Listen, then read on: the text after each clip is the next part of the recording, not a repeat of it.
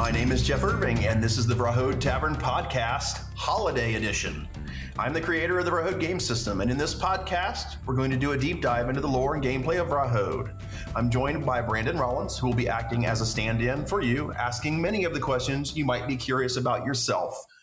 Brandon, other than the fact that it's the holidays and we haven't talked in a while, what are you thinking we should cover today?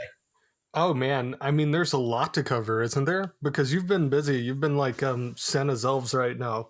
You've been working on this thing a lot simply because there were a lot of changes that we've found would be a good idea to apply. So I want to get into some of that and talk about what that means. First thing I want to talk about is that you've changed up the whole product strategy for Vrahode. And by that, I mean, you've gone from I think it's 4 products to 9. So first, I want to talk about what exactly does that look like, and then I want to get into why and how you are making changes. Sure. Well, I'm a stubborn old goat, and I've had this idea for the Vrahode game system in my head for a long time, and so changes aren't easy, and I'm sure that's true for any game designer. It's just, you want to make sure that you try to stay true to the vision you had for a game or a game series like we have. And so, but through all this, I've listened to you, I've listened to, your team, I've listened to Dina's team, I've listened to, all the marketing people involved in the project. I've listened to industry professionals, and eventually what you arrive at is, okay, there was a few things that we really needed to look at. And, you and Maria were harping on me from early on, you've got to get this price down. You've got to get the cost down on production. You've got to get it down. So that was one that we had to look at. We started to hear some pushback from our teams regarding artwork. And I think it had more to do really with the graphic design facet of the game more than the artwork itself. And so over time, hearing from enough people that we needed to kind of revisit the artwork, how it related to each other, and then just to make sure that the graphic design elements of the product weren't outshining the art itself. That was another one. The third thing that we really tried to focus on, and what led us to this delay and really learning a lot of important lessons, was this idea that we're a new studio. I'm a new designer. We need to start out with an affordable entry-level product that allows people, for not a lot of money, to experience this game system that we've come up with that exists, for the Vrahode game system, but without a lot of risk. So the entry product that we decided to create is called Age of Prophecy. And so that's the new product that we're developing. And that will be launching, it looks like right now, tentatively, we're saying October of 2024. So basically 10 months from now, we'll be ready to launch Age of Prophecy, and that will be under $100. So that's the new product. So there's one new product. But the other thing that happened, and this kind of reflects on the idea of cost savings first and foremost, is pulling the Harbinger system out of the Vrahode game system. And that, a big part of that was to reduce costs.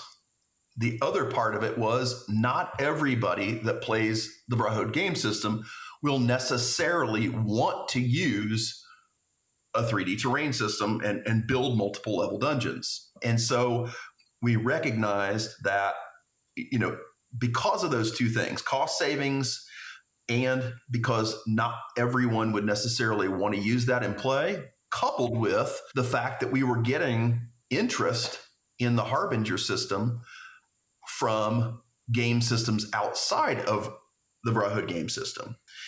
And so that made it easy, because when you have other systems that want to use our system because, one, it's cost effective, it has a 1-inch grid, which is the standard. You can use it for D&D. You can use it for basically any type of game that utilizes that 1-inch grid system, which is very common. And so we looked at it and said, hey, let's pull the Harbinger components and artwork and all that. Let's pull that out of the Vrahode game system and make 4 Harbinger sets out of it. And so the original 4 products became 8 because of that. So, and then once you add in the entry point product, Age of Prophecy, you have 9 total products. Yeah. At this point, I think it'd be helpful to just kind of summarize. It's like you have discovered there's a bunch of stuff that you found out about the aesthetics of games, about supply chain costs, and other considerations like price point that have affected how you've wanted to present this game to the world for the first time. Now, the core like world of Vrahode, all that stuff, that hasn't changed. Just the way that you're going about introducing people to it has. So now what we've got from the sound of it is that you've got Age of Prophecy. You're starting out with that just to give people a very simple entry-level introduction to the world.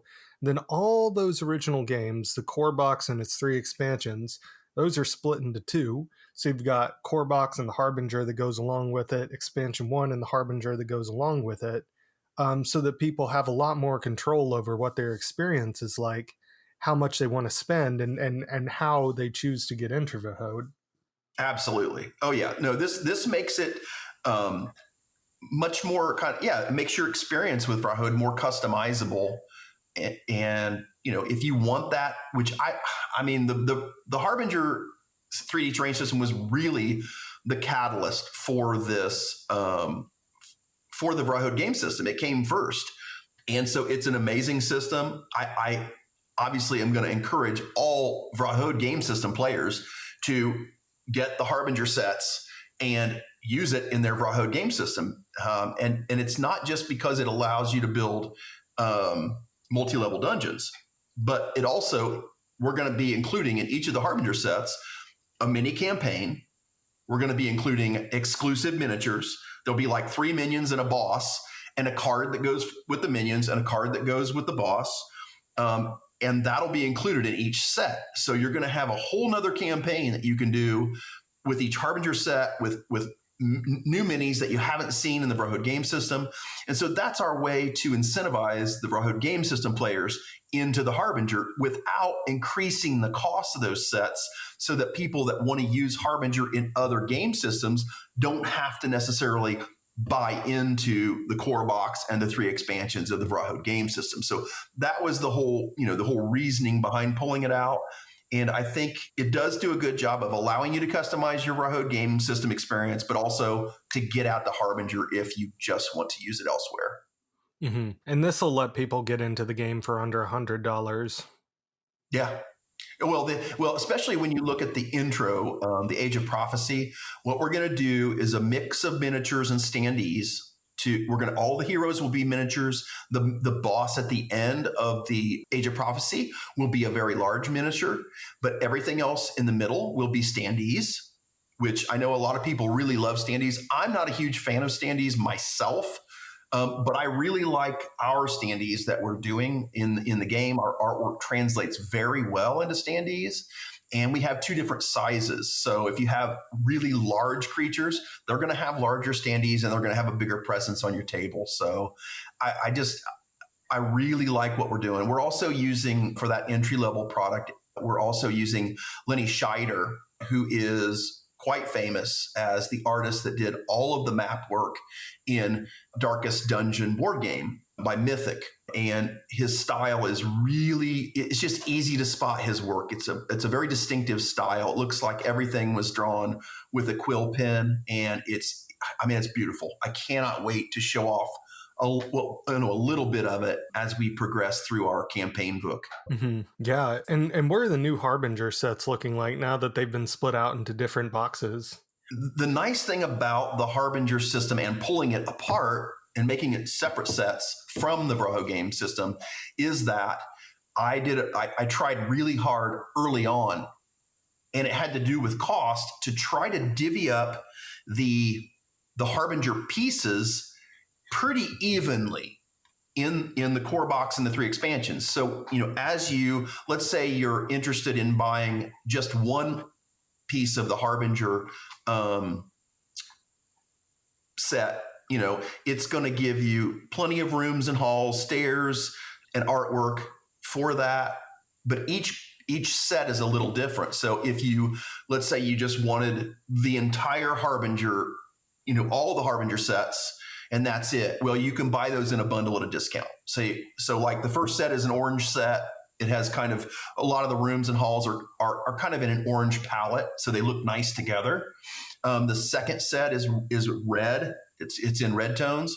The third set is in purple tones, and the last set is in aqua tones. And so if you build a huge dungeon using all of your Harbinger stuff, you can still see enough of a difference in the coloration of the rooms and halls to get them separated back out into their respective sets.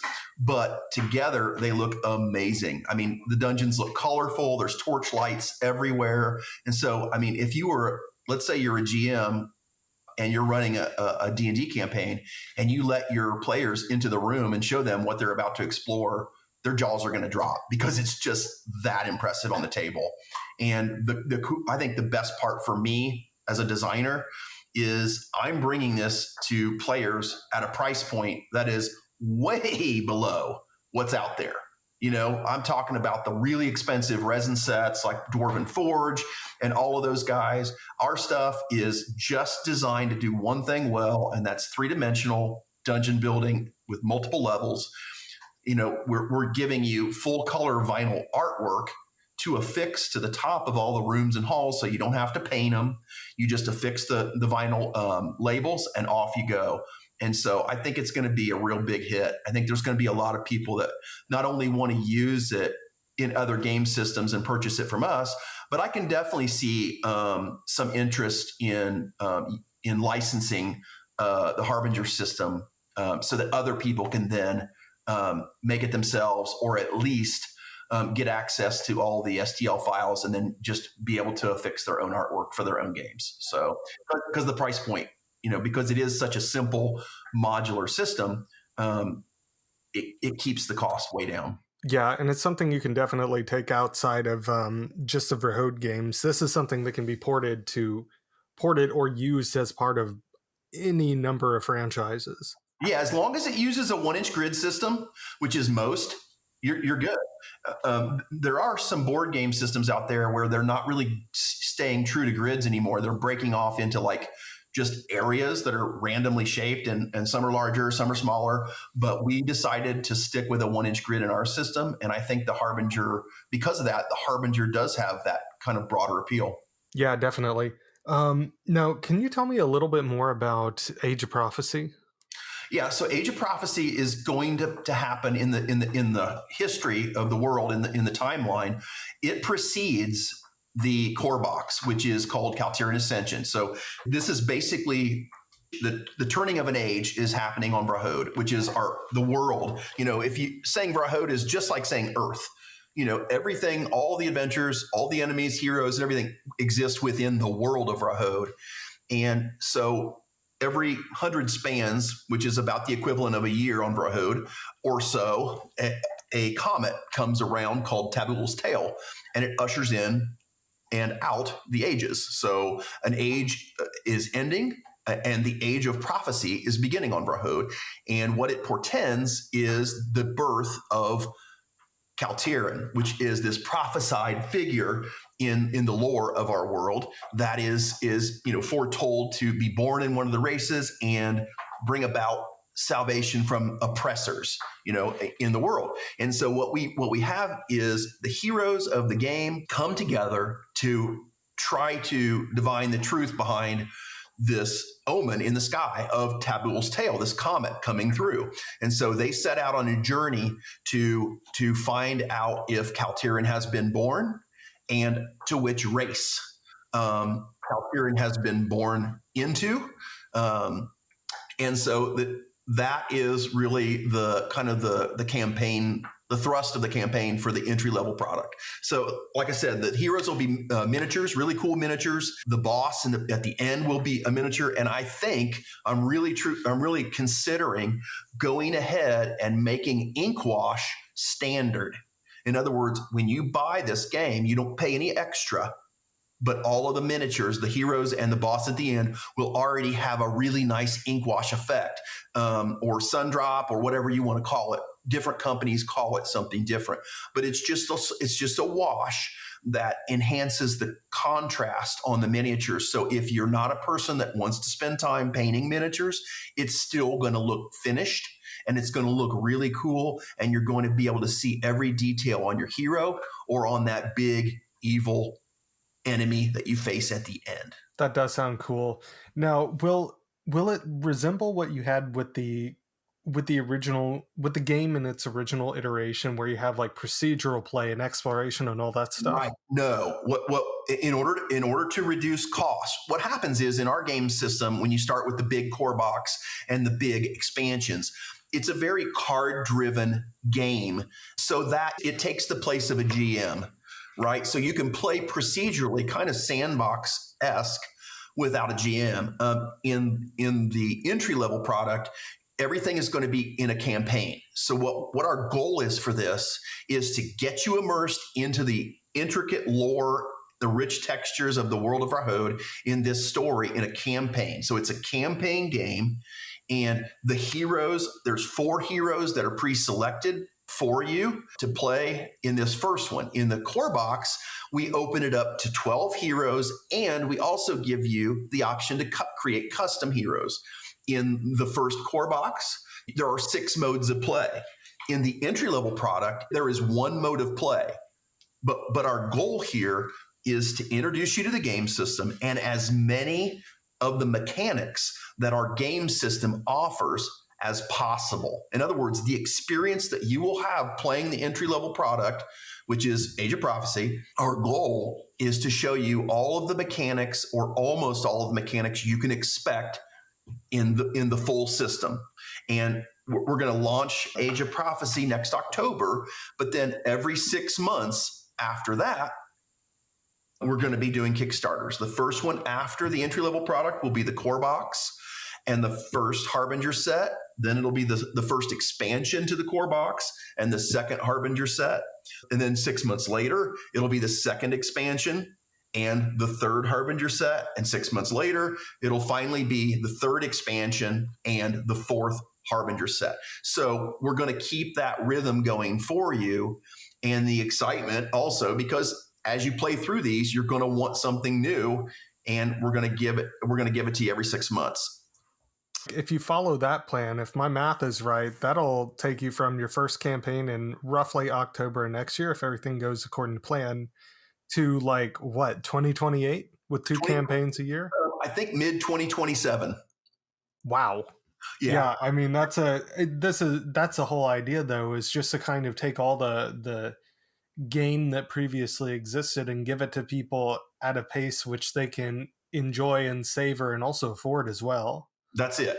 That's absolutely right. And I would say that in addition to spreading it out this way, we can hit this timeline because the only thing that's still in development at this point is the entry-level product.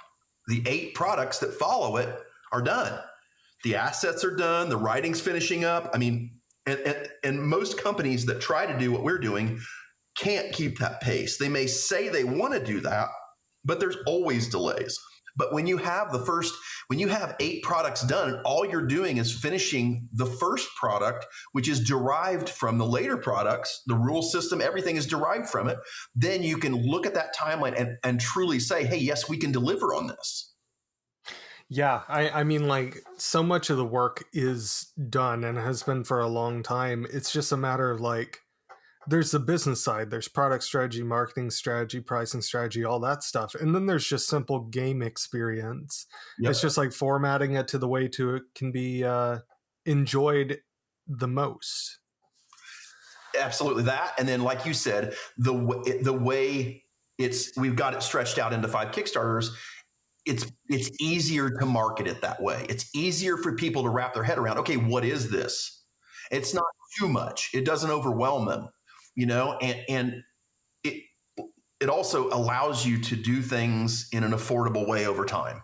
And I think what we'll do is Kickstarter for the entry product, then GameFound for the entry product, but probably all the Kickstarters after the entry product will just be on GameFound. And the main reason for that is this. Kickstarter, and they may add this soon. I like stretch pay. I like the way GameFound has added stretch pay. It allows you on a budget to be able to put a little bit in every month or whatever you want to do, so that until your stuff's paid off, and so we felt like we definitely wanted to offer stretch pay with our later Kickstarters, because they can get a bit pricey, especially if you're trying to drop all that money at once. So the stretch pay will be really helpful for people to be able to afford what we're doing. Yeah, especially since GameFound probably is going to be more popular in the next year or two than it is now. And it's already big enough to support many large campaigns. Yeah. It's just still getting to a point where it's probably going to eventually get close enough to where Kickstarter is in terms of board game stuff, simply because it's made for that. Yep. No, there's a lot less noise, on GameFound. It's easier to find products, game products on GameFound than it is on Kickstarter sometimes, just the way things are, where there's, it's just focused on games. So, but we really feel like we need to do both for the entry product. And then we feel like at that point, people will track us down. People will find us on GameFound. Mm-hmm. Yeah, and I think that makes sense. So if somebody misses the first Kickstarter, will they still be able to get everything? Yes, definitely. First Kickstarter is Age of Prophecy. It's under $100. We're not asking you to open your wallets much. We just want you. We want you to grow to trust us, and also experience. What we're telling you is true. That this is more fun than some of the stuff you're playing. Right? This is worth your time and your investment. So we're going to prove it to you with the entry product. 6 months later, we're going to roll out the big core box. It's going to be pricier, and the first Harbinger set. So then people will be able to get the core box and the Harbinger set that goes with it if they wish, as an all-in, or they can come and just do the Harbinger set. And they don't have to wait long to get more of either, right? Because 6 months later, it's going to be Expansion 1 and Harbinger 2. So your sets will be able to grow, whether you're in the Vrahode Game System channel or you're in the Harbinger channel, or you want to do the all-ins, you're going to get that in both. Now, I think it's important to note, in addition to the campaigns you get in the Harbinger sets, the exclusive miniatures and the cards, another thing that we do give our Vrahode Game System players is we give them a couple mechanics that aren't available if you don't have Harbinger.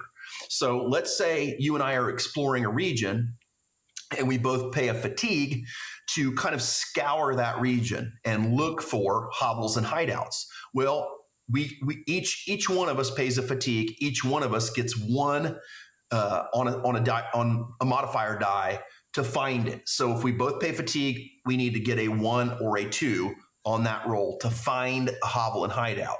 So the hovels and hideouts are constructed using Harbinger pieces in the Vrahode game system. So that's another way you're going to get a little bit different kind of mechanic added to the Vrahode game system by getting that Harbinger set. Mm-hmm. Yeah, and that gives people a good incentive to get both of them. I think so, because it's a way for you to explore the Underlands without the risk of having to complete an entire dungeon. It's just little bitty bite-sized chunks with the Underland mechanics, so you can go in, try to kill a couple things, get some good loot, and get out if you get into trouble, if your life gets too low. So yeah, I think it'll be a fun new mechanic that you get added to your games by virtue of trying the Harbinger. So, yeah. Is there anything else you want to tell folks that you've been working on for the last couple of months? Oh, well, we finished up conventions. We wrapped up the convention season. Our 5th convention was BGG Con in Dallas, and that was basically just us kind of starting to pivot and let people know that we're going to be taking a break from cons for about 6 months while we design and develop Age of Prophecy. But also it allowed us to play version 3.5 of the rule system, the Vrahode game system rules, and make some last minute tweaks, because the rule system for the 4-game series will be distilled down to provide us the slightly simplified rules for the entry point product, Age of Prophecy. And so we felt like this was a great opportunity for us to listen to players one more time and see if there was any fun left to uncover, or anything that they felt was cumbersome. And really, it plays great. The challenge level is finally, based on the new cards, the challenge level is finally where I always hoped it would be. And that was one of the things that I really wanted to prove. And me and a friend were playing a demo, and we had 2 Niveus adders and a Thunderhorn on a plains map. And we literally had to run. We had to run from the battle because we were both so close to death. And that's the challenge level I wanted. I really, really wanted there to be times when you can't win. And so now that I have the challenge level of the game where I want it, I think the excitement level was really high. Combat's playing really quick. I don't know. I feel really good about where we are now, and that we've finally wrapped up cons for the year. Now next year, obviously, we'll want to be starting up doing some conventions prior to launch once we have a full prototype of the entry point product. So probably July or August, we'll be back out there again, doing hopefully at least 3 conventions prior to our October launch. And that should be that'll be the full prototype of the game. So you'll be playing what you'll be backing, hopefully in October. So. When do you think you'll have that full prototype? Well, if we're going to start in July, that's going to be the ouch point, is trying to get everything ready so that we have a full working prototype by July. And I think we can do it. Yeah, that sounds reasonable. Honestly, you might be able to beat that. It's possible. It's very possible we can beat it. And I know Gameland, our manufacturing partner, is absolutely ready to get the quoting done on that entry product. And I've already sent them all the standees. Of course, the hero art is done. Our writer, Sean Dressler and Lenny Scheider, are working through the campaign book, building those spreads that you're going to adventure through. So yeah, I feel like we're on pace, and should not be a problem to hit July with a full prototype and do a few cons and hopefully get some people at the table and really get some play in. So yeah, that sounds like something to look forward to. Yeah. I know this is a huge pivot and a ton of work. I mean, it's been humbling for me. I'm new to the industry. I've always been a gamer, but I'm new to the industry. So I've had to listen to people like you and Maria. I've had to listen to Dina's teams. I've had to listen to not only that, but our localization people like Michael Raftopoulos with Mob Vanguard. These are the people that want, you guys and Michael, you guys are the people that want us to succeed. And so we just have to listen and adjust accordingly and try to give this game system the best chance it has at success. Yeah, and I think you've done a lot of good work on that, because people forget, gamers who have never actually done anything like this don't know from firsthand experience just how absolutely hard it is to let go of something that you put a lot of work on because of market factors and experience things and other stuff like that. But it's necessary, and it goes into just about every great game that's out there. It started as something else, but it's the process of changing that ultimately ends up making the things that people really, really love. Well, I think people are going to recognize at its heart, it's a passion project, and I think they're going to see that in the depth of the lore. I think they're going to see that in those quality of life tweaks that happened at the end of the development cycle. Because, you can get rules hammered into place that work, but it takes over 300 play tests, upwards to really get to the heart of a rule until it feels like it's well lubricated. It feels right among the other rules of a system, and things just kind of when you have enough quality of life tweaks, things just kind of tend to kind of cohese. They pull together and they flow well. The other thing is you got to get rid of the dumb rules. You can't get too connected to rules that don't work, And so towards the end here, we've eliminated a lot of rules that didn't add to the fun. They just added tedium. And so the game is playing really quick, and there's just a lot of stuff now that is resolved that it worked before, but it works better now. The game is truly playing well, and I'm proud of that. Yeah, that's really good to hear. All right, so I guess on that note, do you want to go ahead and take us out? Sure. Thank you for listening to the Vrahode Tavern Podcast holiday episode. If you enjoyed this show, take a moment and subscribe anywhere you get your podcasts. If you're on Apple Podcasts, please leave a 5-star review. It helps more than you know. You can learn more about Vrahode on vrahode.com. That's VRAHODE.com. Link in the show notes. You can also find us on Facebook, Twitter, Instagram, and Reddit, where we're at Vrahode. Well, we're at Vrahode on Instagram, and we're on Reddit at r/Vrahode. Thank you again for listening. We really appreciate it. Keep an eye out for our next episode here in a few weeks.